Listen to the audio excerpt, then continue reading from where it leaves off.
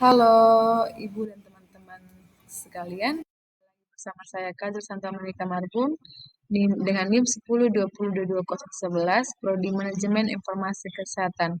Nah, pada kesempatan kali ini kita akan membahas materi dan kasus terkait menganalisis persyaratan reimbursement dalam telemedicine. Nah, sebelumnya kita harus mengetahui apa itu reimbursement. Merupakan sistem di mana pihak tertanggung harus mengeluarkan uang terlebih dahulu untuk membayar biaya medisnya, yang kemudian dapat diklaim atau dimintakan penggantian ke perusahaan asuransi di mana tertanggung menjadi pesertanya. Nah, adapun keuntungan dari metode reimbursement ini dalam layanan kesehatan, di mana pasien membayar terlebih dahulu dan kemudian mengajukan klaim kepada asuransi untuk penggantian biaya, di mana yang termasuk itu yang pertama ada pilihan fleksibilitas, di mana keuntungan ini adalah eh, metode reimbursement memberikan fleksibilitas kepada pasien untuk memilih penyedia layanan kesehatan yang mereka inginkan. Yang kedua itu ada akses ke perawatan tidak tertutup asuransi. Di mana ini maksudnya adalah beberapa perawat atau layanan kesehatan mungkin tidak sepenuhnya ditanggung oleh asuransi tersebut. Dan ketiga ada kepuasan pasien, di mana dengan metode reimbursement ini pasien bisa merasa lebih terlibat dalam pengambilan keputusan terkait perawatan mereka.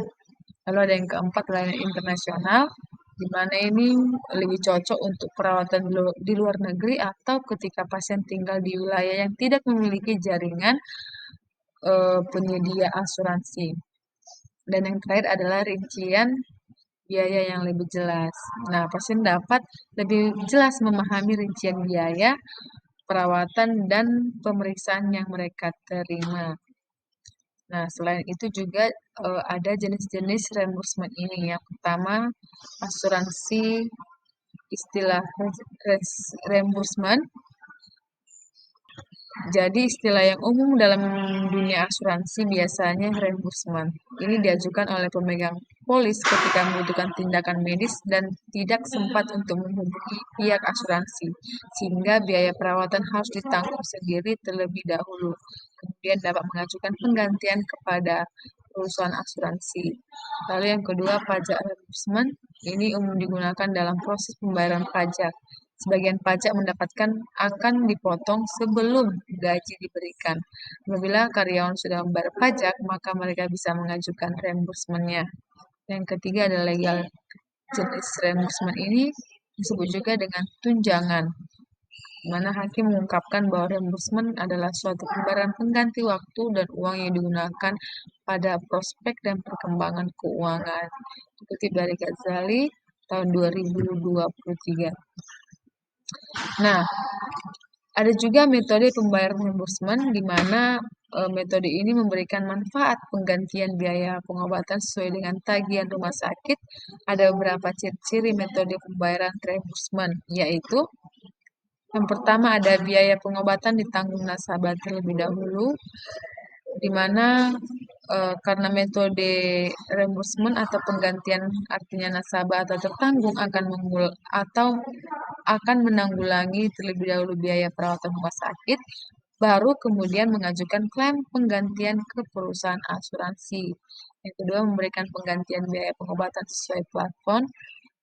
Ini maksudnya semisal pasien tersebut itu mengeluarkan biaya 1 juta per malam, maka pihak asuransi juga akan memberikan hal yang sama.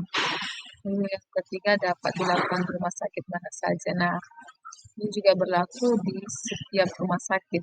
Dan yang terakhir adalah nasabah atau tertanggung harus melakukan klaim. Nah, pasien atau kita sebagai nasabah itu juga harus melakukan klaim agar kita bisa ini melakukan reimbursement kepada pihak asuransi. Nah, baik, kita masuk pada kasus.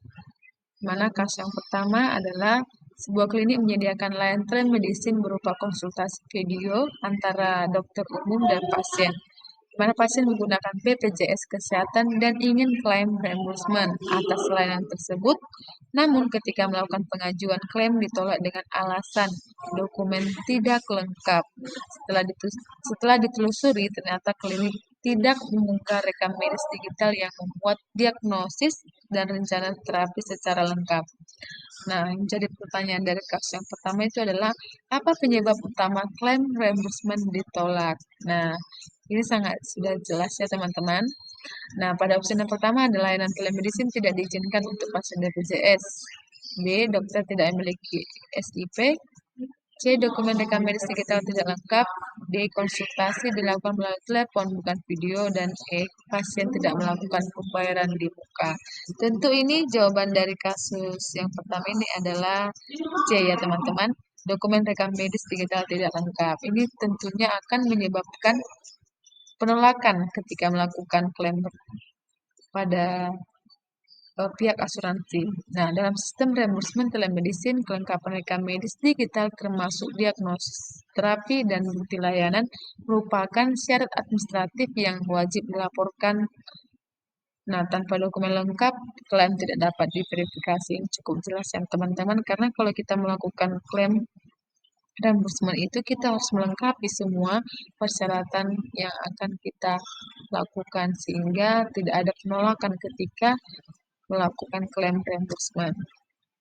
Masuk kita pada kasus yang kedua, Rumah Sakit X bekerja sama dengan perusahaan asuransi swasta untuk layanan telekardiologi, di mana pasien menjalani konsultasi dengan dokter spesialis jantung melalui video. Semua dokumen lengkap, namun klaim tetap ditolak karena layanan tersebut tidak tercantum dalam kontrak kerja sama sebagai layanan yang dapat diganti biayanya. Nah, mengapa klaim reimbursement ditolak? Nah, pada kasus yang kedua ini, opsi A, pasien tidak memiliki rujukan. B, layanan telekardiologi tidak termasuk dalam manfaat yang dijamin. C, dokter tidak hadir tepat waktu. D, koneksi internet buruk. Dan E, rumah sakit tidak memiliki izin PSN. Tentu pada kasus yang kedua ini sangat jelas ya, karena di sini sudah dijelaskan bahwasannya tidak tercantum dalam kontrak kerjasama sebagai layanan yang dapat diganti biaya. Maka jawabannya adalah B. Layanan telekardiologi tidak termasuk dalam manfaat yang dijamin.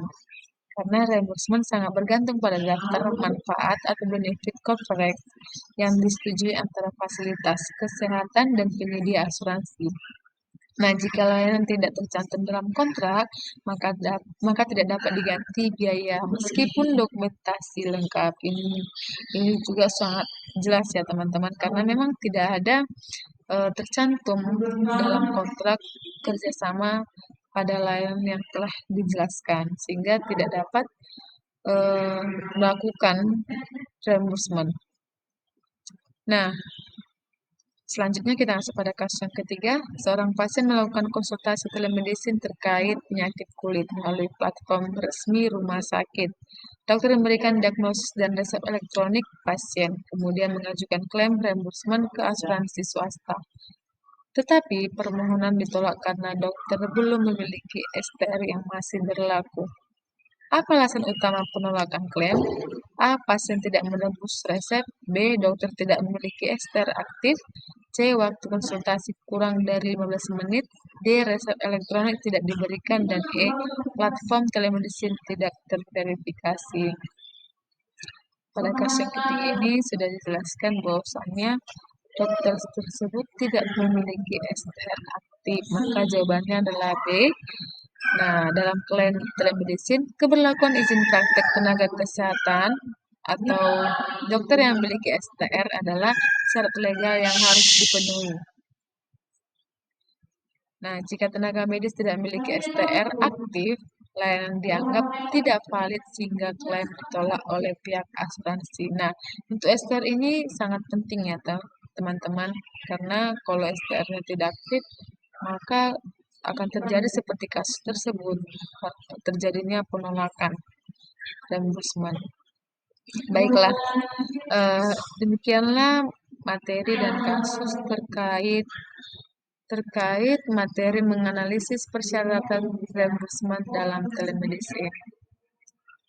Baik, semoga video pembelajaran ini dapat bermanfaat bagi kita semuanya. Apabila ada tutur kata kalimat yang kurang tepat, saya minta maaf. Terima kasih.